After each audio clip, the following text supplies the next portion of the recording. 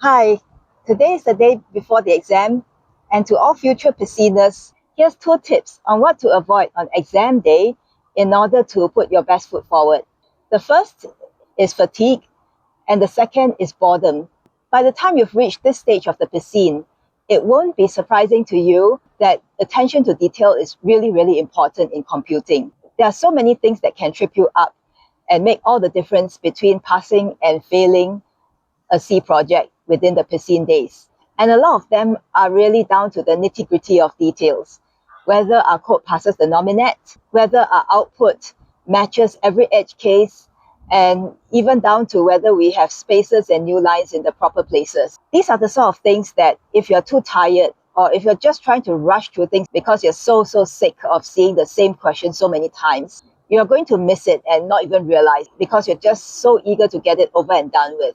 And I think in the Piscine and just in computer programming in general, the careless mistakes are your biggest enemy.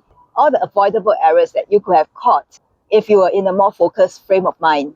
And as such, I've kept today deliberately light. I want to keep myself immersed in C, but I didn't want to get too bogged down in technicalities. I managed to do one question of C10 and work a little bit on the second question, although I don't think it's submission ready yet, and so I never got my C10 validated. And I did 4 BSQ reviews. That was really all about just celebrating the successes of those teammates who were enthusiastic enough to immerse themselves in yet another project. Everybody who did BSQ and got evaluated by me, their code worked, and I can only imagine how much effort that took. But I could also see the enthusiasm where there were groups who were just trying to prove that their solution worked with bigger and bigger amounts of data. Well, I think we should all call it an early night and get a decent amount of rest so that we all have a clear mind for tomorrow.